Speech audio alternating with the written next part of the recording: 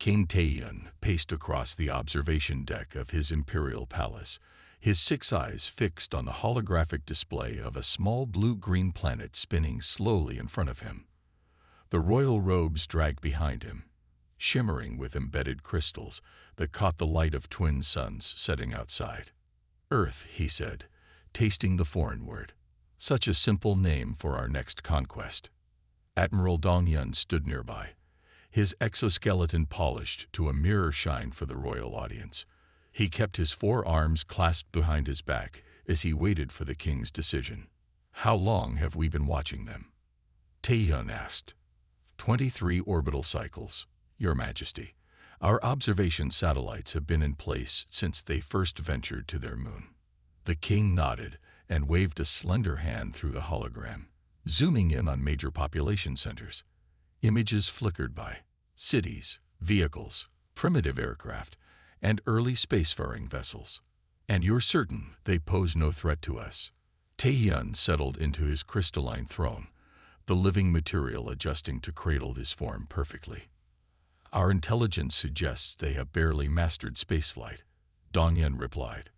Their weapons are chemical-based. They still burn fossil fuels. They have no unified planetary government. He paused. They fight among themselves constantly. Taeyeon's mouth parts clicked with amusement. Perfect. The door to the observation deck slid open with a soft hiss. Science Minister Minho entered and bowed deeply, his head nearly touching the polished floor. Forgive the interruption, Your Majesty. I received word you were discussing the Earth conquest. We are, Taeyeon said. What news from your department? Minho approached the hologram and expanded it to show the planet's environmental data. Earth has everything we need. Water covers most of the surface. The atmosphere is nitrogen-oxygen. The soil is rich with minerals our homeworld has lost. And the natives? Taeyeon asked. Physically weak. Their bodies are fragile, with no natural armor. Their lifespans are brief, less than a single Kumwa cycle. But they reproduce quickly and adapt to their environments. Can they be useful as labor? Minho hesitated. Possibly. They show remarkable ingenuity despite their technological limitations. Some subjects might be worth studying before full processing. Taeyeon rose from his throne and walked to the window. Outside, the royal city of Xiangju stretched across the valley, its towering spires reaching toward the darkening sky. Once it had been surrounded by lush forests and clear lakes. Now the landscape was barren, stripped of resources by centuries of empire building. Our homeworld is dying, Taeyeon said softly. The outer colonies cannot support our population indefinitely. We need Earth. The conquest will be simple, Dong-Yun assured him. 300 warships should be more than sufficient. 300. Taeyeon turned, his royal crest flaring with surprise. For a primitive world. Isn't that excessive? Dong-Yun bowed. It is the Royal Armada, Your Majesty. Tradition demands we send our full might when claiming a new world for the throne. Taeyeon considered this, then nodded. Very well. The Royal Armada it is. When can they depart? Within 12 rotations, Your Majesty. Make it 6, Taeyeon ordered. I want Earth secured before the Festival of Ascension. It will be my gift to the Empire. A new beginning. Yes, Your Majesty. Dong-Hyun bowed and left to prepare the fleet. Once the admiral had gone, Minho approached the throne more cautiously. Your Majesty, if I may speak freely. Taeyeon waved a hand in permission. Our intelligence on humans is limited. They appear primitive, yes, but our observation has been distant. We know they have achieved nuclear fission, and there are unusual energy signatures we haven't fully analyzed. Are you suggesting these humans could resist us? Taeyeon's voice was dangerously soft. No, Your Majesty, Minho said quickly. Merely that we might benefit from more detailed study before committing the Royal Armada. Taeyeon stared at the hologram, watching the blue planet turn. The Royal Council expects action, not more study. My father conquered 7 worlds during his reign. I have added only 3. With Earth as the jewel of my achievements, my legacy will be secured. Of course, Your Majesty. Minho bowed deeply. Send a scout ship ahead of the main fleet, Taehyun conceded. But the Armada proceeds as planned. Later that evening, Taehyun summoned High Commander Junho to his private chambers. Unlike the formal Admiral Dongyun, Junho was a battle-scarred veteran who had served since Taehyun's father's time. You wanted to see me, Majesty. Junho's voice was rough from breathing toxic air on a dozen conquered worlds. What do you know of Earth? Taehyun asked, pouring a glowing blue liquid into 2 crystal goblets. Junho accepted the drink with his upper right hand. Only what the reports say. Small, wet, populated by bipeds with no natural defenses. And your thoughts on conquest? Junho took a long drink before answering. Conquering them should be simple. Holding the planet may be another matter. Explain. Species that evolve on worlds with large predators develop interesting survival traits. I've reviewed some of their communications. They tell stories, fantasies about fighting alien invaders and winning. Taehyun laughed. Imagination is not capability. True, Junho agreed. But it shows how they think. They've never met other intelligent life, yet they prepare for it in their minds. You find this concerning. I find it interesting. Junho finished his drink. I would recommend keeping some humans alive for study after the conquest. They might have uses beyond simple labor. Taehyun nodded thoughtfully. I'll consider it. For now, prepare your warriors. The Royal Armada departs in 6 rotations. It shall be done, Majesty. Junho bowed and left. Alone again, Taehyun returned to the observation deck. The hologram of Earth still rotated slowly in the center of the room. He reached out and touched the image, watching as his 6-fingered hand passed through the blue oceans and green continents. Soon, he whispered, soon you will be mine, and the Kyungwei Empire will have a new home. Outside his window, across the royal shipyards, preparation lights flickered as the mighty vessels of the Royal Armada awakened from their slumber, ready to carry the king's will across the stars. The Royal Armada of the Kyungwei Empire emerged from hyperspace at the edge of the Sol system. 300 warships arranged in perfect formation. Their dark hulls absorbed the distant sunlight, making them appear as moving shadows against the starfield. On the bridge of the flagship Eternal Glory, Admiral Dongyun stood with his 4 arms clasped behind his back, watching as the primitive solar system appeared on the main view screen. Scanning complete, announced Navigation Officer Hyunwoo. 9 planets, numerous moons and asteroids. Target is 3rd planet from the star. Magnify, ordered Dongyun. The screen shifted to show Earth, a blue-green jewel suspended in space. Beautiful, Dongyun admitted. I can see why His Majesty wants it. Admiral, Weapons Officer Jae-hyun called out. I recommend we maintain cloaking systems until we're in strike position. Unnecessary, Dongyun replied. Our intelligence confirms they have no deep space detection capabilities. They can barely reach their own moon. The massive fleet moved forward, accelerating toward Earth. As they passed the gas giant Jupiter, Communication Officer Yumgi suddenly straightened in his seat. Admiral, I'm detecting unusual energy signatures from Earth's orbit. What kind of signatures? Unknown, sir. They appear to be scanning us. Dongyun's crest flared with surprise. Impossible. Their technology is primitive. Nevertheless, we are being scanned, Yonji insisted. The energy pattern is unlike anything in our database. Deep within a mountain complex on Earth, General Sunny stood before a massive holographic display as data streamed across multiple screens. Technicians worked furiously at their stations, tracking the approaching alien fleet. 300 vessels, reported a young officer. Size and configuration matched the Kyungwei warships from the crashed scout ship we recovered in 2037. Sunny nodded. They're coming exactly as the predictive defense AI calculated. Alert all United Earth defense stations. Activate Protocol Thundershield. Around the planet, Hidden installations hummed to life. Satellite arrays, disguised as weather and communication platforms, silently repositioned. Underwater bases powered up their systems. Ground-based particle accelerators began charging. "Should we hail them, General?" asked Communications Director Haniel. "Not yet," Sunny replied. "Let them make the first move. We need to know their intentions." Back on the Eternal Glory, Admiral Dong Yun grew increasingly concerned as his ship's sensors detected more anomalies. "There are energy signatures all throughout Earth's orbit," Tactical Officer Jinsu reported. "They appear to be some kind of network." "Why wasn't this in our intelligence?" Dong Yun demanded. Science Officer Minsu studied the readings. "The technology is well disguised.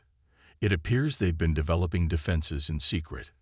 Dong Yun clicked his mandibles in frustration. "It matters not. Even with unexpected defenses, they cannot hope to match our power. Prepare the conquest broadcast.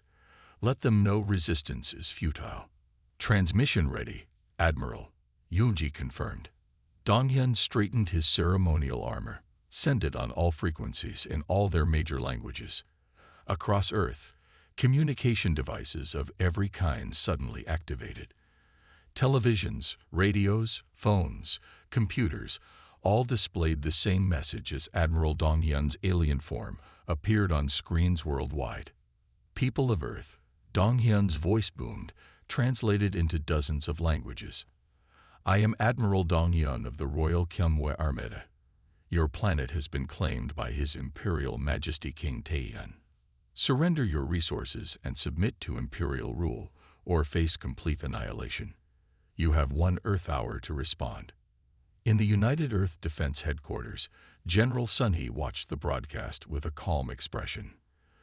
"They're following the standard conquest protocol," she noted, "just as our simulations predicted."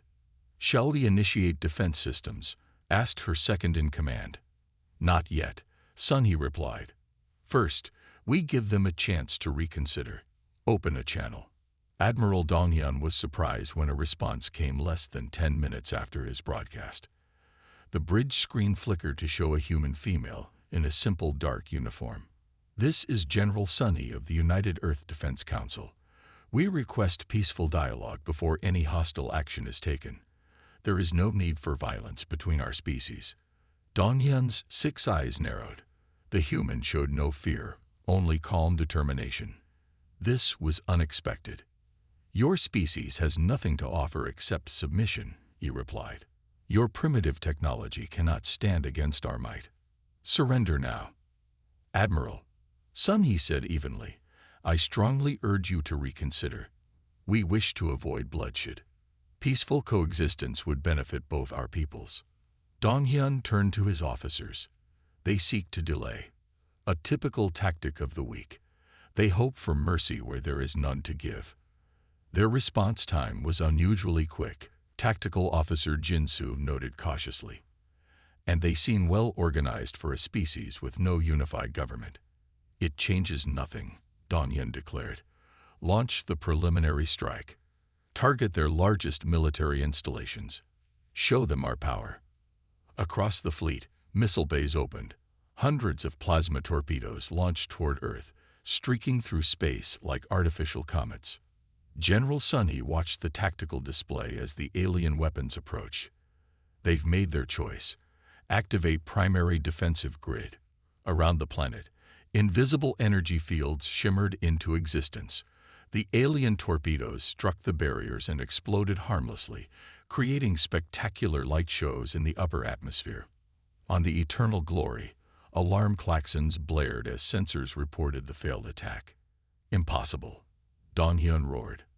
"Their defenses should not be this advanced." Before he could issue new orders, Earth launched its response. From hidden orbital platforms, quantum phase missiles streaked toward the Kyumwa fleet.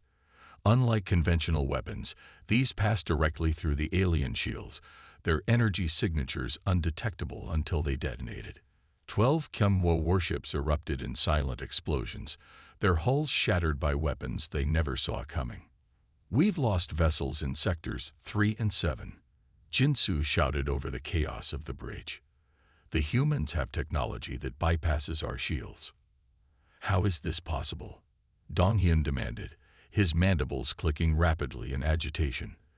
Their most advanced weapons were chemical projectiles. Science Officer Minsu worked frantically at his station. Admiral, I've identified the weapon's signature. It's based on Kyunghwa technology. What? That's impossible. The quantum phase displacement is identical to our own systems, but modified. They've studied our technology somehow. As the surviving ships regrouped, another transmission came through. General Sunhee's face appeared on screen again, still calm despite the battle raging around her planet. Admiral Donghyun, that was only a fraction of our defensive capability. We have been preparing for this day for decades. Your vessels can still retreat with minimal casualties. What will you choose? Donghyun stared at the human general with all six eyes wide in shock and rage. The Kyunghwa Empire had conquered 70 worlds, and none had ever repelled their first strike. Yet these humans had not only survived, but counterattacked effectively. This changes nothing, he growled, though doubt crept into his mind for the first time. Prepare the fleet for full assault formation. We will crush these humans and discover how they obtained our technology. As the Kyunghwa fleet regrouped, Donghyun gazed at the blue planet on the view screen. What other surprises did these humans have waiting? The Kyunghwa fleet regrouped in the shadow of Earth's moon, hundreds of warships forming a crescent formation. The initial shock of losing 12 vessels had turned to cold rage. On the bridge of the Eternal Glory, Admiral Donghyun studied the tactical hologram showing Earth's defenses. Analysis of their defensive capabilities, he demanded. Tactical Officer Jinsu moved his four hands quickly across the control panels. They have an energy shield covering the entire planet. Our sensors detect numerous orbital platforms disguised as satellites, and their weapons. He paused, mandibles clicking in disbelief. Their weapons contain elements of our own technology. Impossible, Donghyun hissed. These are primitives. They were using chemical rockets just decades ago. Science Officer Minsu approached cautiously. Admiral, I believe they may have captured and studied our technology. Remember the scout vessel that went missing near this system 60 years ago? Donghyun's crest flattened against his skull. The Emperor's glory. It was declared lost to cosmic anomalies. Perhaps the humans found it, Minsu suggested. Even with a damaged vessel, they could have learned much about our systems. The bridge fell silent as the implications sank in. Finally, Donghyun's crest raised in determination. It changes nothing. We still outnumber them. Our remaining 288 ships can overwhelm any defense. He turned to Weapons Officer Jae-yun. Prepare all vessels for synchronized attack. Target their orbital platforms first, then their ground installations. Across the fleet, crews rushed to battle stations, weapon systems charged to maximum capacity. On the Eternal Glory, Donghyun addressed his officers. The humans have surprised us once. It will not happen again. The Royal Armada has never failed to conquer a world, and Earth will not be the first. On Earth, in the underground command center of the United Earth Defense Council, General Sunhee watched the alien fleet's movements with calm concentration. Around her, military officers from nations that had once been enemies worked together with practiced efficiency. They're moving into attack formation, reported Commander Yuno. All 288 remaining ships. Sunhee nodded. They're following standard Kyunghwa battle doctrine, just as the captured databanks indicated they would. She turned to face the room of officers and technicians. For 60 years, we've prepared for this day. Since we recovered that scout ship in the Arctic, we've known they would come. Every nation, every scientist, every soldier has worked toward this moment. She touched a control panel, bringing up a global defense map. Activate all defensive systems, deploy the Sparrow drones, and prepare the quantum disruption field. Across Earth, hidden installations hummed to life. In orbital platforms, weapon systems emerged from their disguised housings. In the upper atmosphere, Millions of tiny metallic objects, each no larger than an insect, formed swirling clouds invisible to conventional sensors. The Kyumwa fleet accelerated toward Earth, their weapons fully charged. Admiral Dongyun stood proudly on his bridge. "Fire all weapons. Show these humans the true might of the Kyumwa Empire." A storm of energy blasts and missiles erupted from the alien armada, streaking toward Earth in a display of overwhelming force. For a moment, the vacuum of space was filled with deadly light. Then something unexpected happened. Halfway to their targets, the energy weapons suddenly lost coherence, dispersing harmlessly into space. The missiles veered off course, exploding far from their intended targets or shutting down completely. "What's happening?" Donghyun demanded, his voice rising in alarm. "Unknown energy field detected," Jinsu reported frantically. "It's disrupting our targeting systems and weapon controls." On Earth, General Sunny allowed herself a small smile. "The quantum disruption field is working perfectly. Now, deploy the Sparrow swarms." From Earth's orbit, millions of tiny drones launched toward the Kyumwa fleet. Each one was barely visible to the naked eye, designed to slip through shield frequencies and attach to hull plating. On the Eternal Glory, the crew was still trying to understand their weapon's failure when new alarms blared. "Hull breach, multiple breaches across all decks," shouted an engineer. "Impossible," Donghyun roared. "Our shields are at maximum power." Science Officer Minsu studied his readings in horror. "These aren't conventional weapons. They're micro-machines. They're passing through our shields as if they weren't there."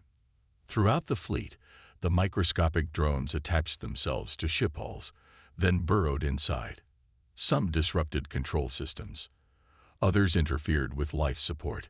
Many simply gathered intelligence, transmitting Kyumwa technology specifications back to Earth.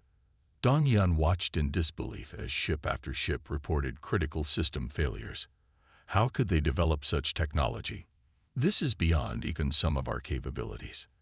On the lunar base, hidden on the far side of the moon, Commander Jinsu directed the next phase of Earth's defense. In massive hangars, pilots climbed into fighters unlike anything publicly known on Earth, sleek craft combining human engineering with recovered alien technology. "Eclipse Squadron, you are cleared for launch," Jinsu announced. "Primary targets are their command vessels." Dozens of black fighters streaked from the lunar surface, their hulls absorbing rather than reflecting light. They accelerated toward the Kyumwa fleet, moving faster than any human craft should be capable of. Aboard the Eternal Glory, Donghyun struggled to maintain control of his fleet. A third of his ships were already disabled or severely damaged. "Admiral," called the sensor operator, "new contacts approaching from the moon." The view screen showed small black craft moving with impossible speed and agility. They weaved between the larger Kyumwa vessels, firing weapons that cut through shields with surgical precision. "Those are Kyumwa phase cannons," Minsu exclaimed. "They've weaponized our own technology against us." In her command center, General Sunhee received reports of the battle's progress. "Deploy the captured vessels," she ordered. From hidden bases around Earth, larger ships rose into orbit, vessels that had been built using the combined knowledge of human engineering and recovered Kyumwa technology.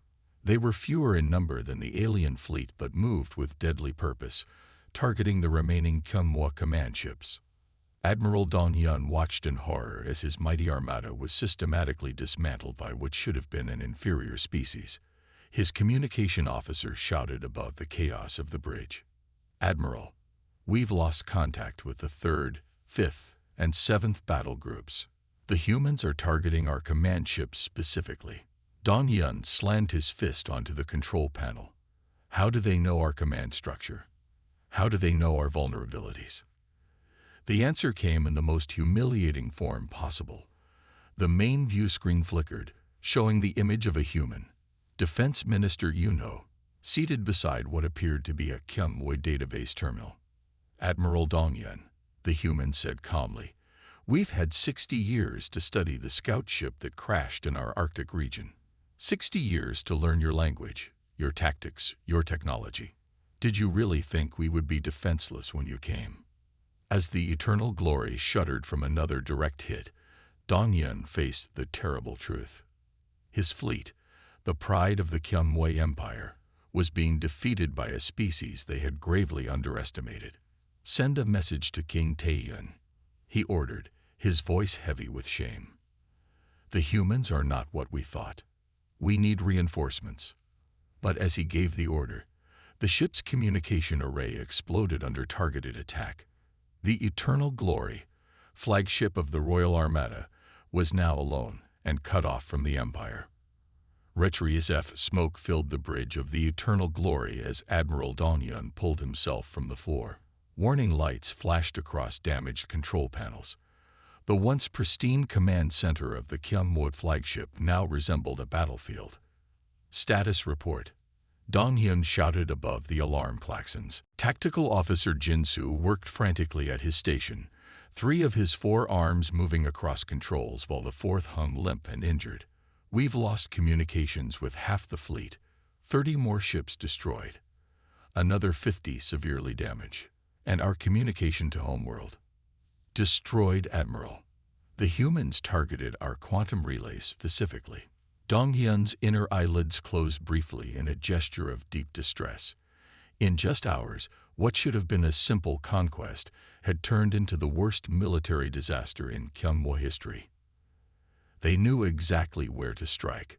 Science Officer Minsu said quietly. They've studied us thoroughly.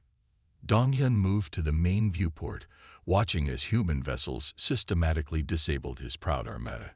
The ships moved with precision that spoke of extensive planning and preparation. We still outnumber them, he said finally. We have over 200 vessels remaining, damaged or not. Admiral, Weapons Officer Jae-hyun interrupted. Long-range sensors detect new energy signatures around the planet. They're activating additional defense systems. On the tactical display, hundreds of new weapon platforms appeared, rising from Earth's oceans and emerging from what had appeared to be ordinary mountains. How much of their defense network did we actually know about? Dong Yun asked hoarsely. Perhaps 10%, Minsu admitted. They've hidden their true capabilities masterfully. Dong Yun's facial ridges darkened with determination. We cannot return to King Taeyun in defeat. Prepare for planetary bombardment. Target their largest cities. If we cannot take this world, we will make it uninhabitable. The bridge crew exchanged nervous glances. Planetary bombardment was a last resort, typically used only against hostile non-sentient worlds. Admiral, Minsu ventured, such action violates the Galactic Covenant off. I know what it violates. Dong Yun snapped.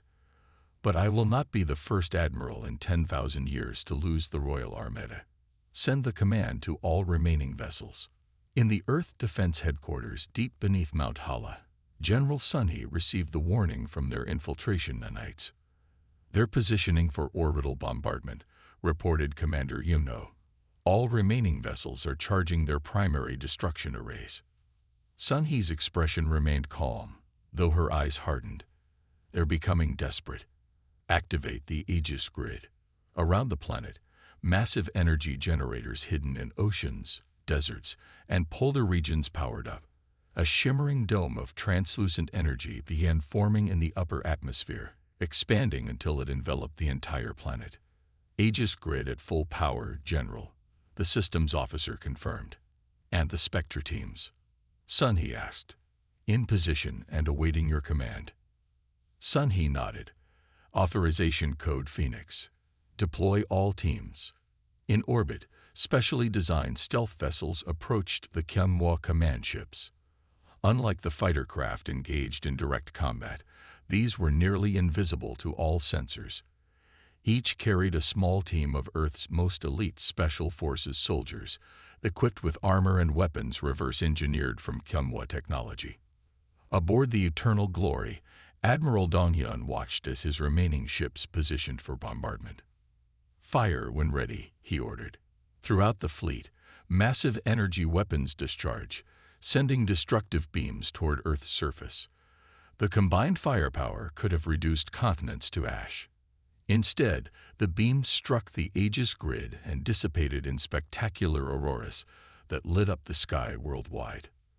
No effect, Jinsu reported. Their shield is absorbing our bombardment. Impossible. Donghyun slammed his fist on the console. Increase power. Concentrate all fire on one location. As the Kyungwa ships adjusted their attack, they failed to notice the small objects attaching to their hulls. Inside the Eternal Glory, the first warning came when the environmental alarms activated. Security breach in sectors 7 through 12, shouted the security officer. Unknown intruders aboard. Before Donghyun could respond, the bridge doors blew inward. Through the smoke stepped figures in sleek black armor unlike anything the Kyungwa had seen before. Each carried weapons that hummed with familiar energy signatures. Kyungwa energy signatures. Admiral Donghyun. The lead figure spoke in perfect Kyungwa language, removing her helmet to reveal a human female. I am Commander Suman of Earth Special Forces. Your ship is now under our control. Throughout the fleet, similar scenes played out as Spectre teams captured key Kyungwa vessels. The humans moved with precision and knowledge that could only come from years of studying Kyungwa tactics and technology. On the remaining Kyungwa ships, confusion turned to panic as communications with command vessels suddenly ceased. The bombardment faltered and stopped as ship after ship fell silent. In the Lunar Command Center, Commander Jinsu watched the tactical display with satisfaction. Operation Checkmate is proceeding as planned. 70% of their command structure has been neutralized. Back on the Eternal Glory, Admiral Donghyun found himself seated in his own command chair, now a prisoner. Commander Suman stood before him, studying him with curious eyes. You're wondering how this happened, she said. How primitives defeated the mighty Kyungwa. Donghyun said nothing, his crest flat against his skull in humiliation. 60 years ago, your scout ship crashed in our Arctic region. Suman continued. We found the survivors frozen but intact. We learned your language, your technology, your battle tactics. Everything. Impossible, Donghyun finally spoke. Our crew would self-terminate before being captured. They tried, Suman acknowledged, but they didn't account for being instantaneously frozen in the crash. By the time we thawed them, we had already disabled their termination implants. She leaned closer. For decades, Earth's nations fought among themselves. But when we discovered we weren't alone in the universe, and that some of our neighbors weren't friendly, we united. Every resource, every scientific mind, every military asset focused on one goal: survival. Donghyun looked up at the human, seeing her in a new light. Not as a primitive, but as a dangerous adversary he had fatally underestimated. What happens now? He asked. Now, Suman replied, you will watch as your mighty armada surrenders to the species you came to conquer. Outside the viewport, Earth's forces surrounded the remaining Kyungwa vessels. The mighty Royal Armada, pride of King Taeyeon's empire, had been decisively defeated by a species they had dismissed as primitive and defenseless. And somewhere in deep space, the distress signal that Donghyun had managed to send before communications were cut sped toward the Kyungwa homeworld, carrying news that would shake the empire to its foundations. King Taeyeon sat frozen on his crystalline throne, all six eyes fixed on the holographic transmission. The royal court had fallen into shocked silence. What they were seeing should have been impossible. The image showed Admiral Donghyun standing between two human guards aboard the Eternal Glory. Behind him, through the viewport, the remains of the once mighty Royal Armada drifted in Earth orbit. Many ships were dark and lifeless. Others showed obvious damage. The rest were surrounded by Earth vessels that should not exist. Repeat your report, Admiral. Taeyeon finally managed, his voice barely above a whisper. Donghyun's crest lay flat against his skull in the ultimate display of Kyungwa shame. The Royal Armada has been defeated, Your Majesty. Of our 300 ships, 57 remain operational. The rest have been destroyed or captured. Murmurs rippled through the court. In 10,000 years of imperial expansion, the Kyungwa had never suffered such a loss. How? Taehyun demanded. They were primitives. They were prepared for us, Dongyun replied. They had studied our technology, our tactics, our weaknesses. The humans recovered one of our scout ships decades ago and have been preparing for our arrival ever since. The hologram shifted to show a human female in a simple dark uniform. She stood tall, her expression calm but firm. King Taehyun of the Kyungwa Empire, she said in perfect Kyungwa language. I am President Minji of the United Earth Government. Your unprovoked attack on our world has been repelled. We now hold your admiral and thousands of your people as prisoners. Taehyun's inner eyelids blinked rapidly in distress. What are your terms, human? First, you will acknowledge Earth's independence and sovereignty. Second, you will establish formal diplomatic relations with our world. Third, you will provide reparations for your aggression in the form of technological exchange. The court erupted in outrage. High Chancellor Jinwoo stepped forward. This is outrageous. We do not negotiate with. Silence, Taehyun commanded, raising one hand. His gaze remained fixed on the human leader. And if we refuse these terms, President Minji's expression didn't change. Then we will keep your ships and your technology. We will learn all we can from your captured crews. And within 5 years, we will have a fleet capable of reaching your homeworld. She let those words sink in before continuing. We prefer peace, King Taehyun. But you should know that humanity has spent its entire history preparing for threats, including threats from beyond our world. We've imagined this scenario in our literature and prepared for it in our military planning for centuries. When your scout ship crashed on our world, it only confirmed what we had always suspected. We are not alone, and not all of our neighbors are friendly. In his private viewing chamber adjacent to the throne room, Prince Hyunki watched the transmission with growing alarm. The royal heir had opposed the Earth invasion from the beginning, arguing that resources would be better spent healing their dying homeworld. She's not bluffing, Hyunki said to his advisor, Sujin. Look at what they did to our fleet. The people will never accept these terms, Sujin replied. It would be the first surrender in imperial history. The alternative may be worse, Hyunki said quietly. Back in the throne room, King Taehyun struggled to comprehend the disaster unfolding before him. The Earth invasion was to have been his greatest achievement. Now it threatened to become his legacy of shame. We need time to consider your demands, Taehyun told President Minji. You have 48 hours, she replied. In the meantime, we will treat your people humanely. The transmission ended, leaving the court in stunned silence. Taehyun rose from his throne, his royal robes dragging heavily as he retreated to his private chambers. News of the defeat spread quickly through the empire. On colony worlds, governors watched nervously as populations whispered of the unthinkable, a Kyungwa retreat. On the homeworld, protests erupted in cities already suffering from resource shortages. Radical groups called for the king's abdication. In his chambers, Taehyun consulted with his military leaders. How long to assemble another fleet? He demanded. Grand Admiral Seojin looked grim. 6 months at minimum, Your Majesty. But we would be sending ships without our best commanders and crews. Many of our finest were with the Royal Armada. And in 6 months, the humans will have learned even more from our captured technology, added Defense Minister Hammond.